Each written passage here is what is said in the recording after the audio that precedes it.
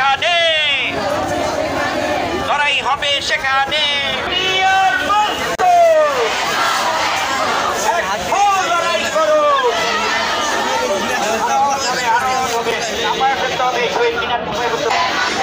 আমাদের দাবি, আমাদের দাবি মানতে হবে, মানতে হবে। লড়াই লড়াই লড়াই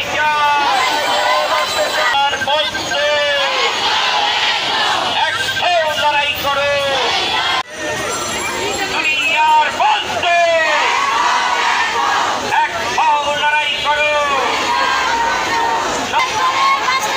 আমাদের দাবি, আমাদের দাবি মানতে হবে, মেনে নাও। ছাত্র শ্রমিক জনতা, ছাত্র শ্রমিক জনতা হাতেম ভাইয়ের কাছে বিনীত অনুরোধ জানাচ্ছি, যদি এই শ্রমিকদের বেতন 10ই অক্টোবরের মধ্যে ন্যামকন ডিজাইন, পুরনি, অবন্তী সহ সকল গার্মেন্টসের বেতন যদি 10ই অক্টোবরের মধ্যে না দেওয়া হয়, তাহলে নারায়ণগঞ্জে আমরা সমস্ত গার্মেন্টসের শ্রমিকদের নিয়ে বিক্ষোভ এবং সমাবেশ করব এবং এই শ্রমিকদের বেতন আমরা কিভাবে আদায় করতে হয় সেটা আমরা জানি।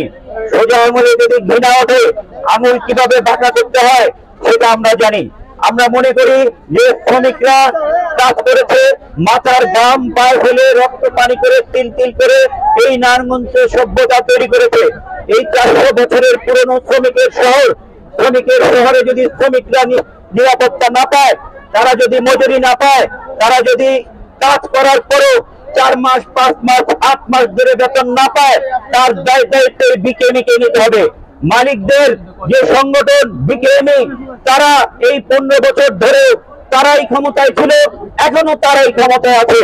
আর তারা ওই সময়ও ওই শেখ হাসিনার আমলেও শ্রমিকদের উপর গুলি করেছে, আজকে এই আমলে এসে এই শ্রমিকদের উপর গুলি করছে। এই একই চরিত্র ধারণ করে বৈষম্যহীন সমাজ গড়ে তোলা যায় না।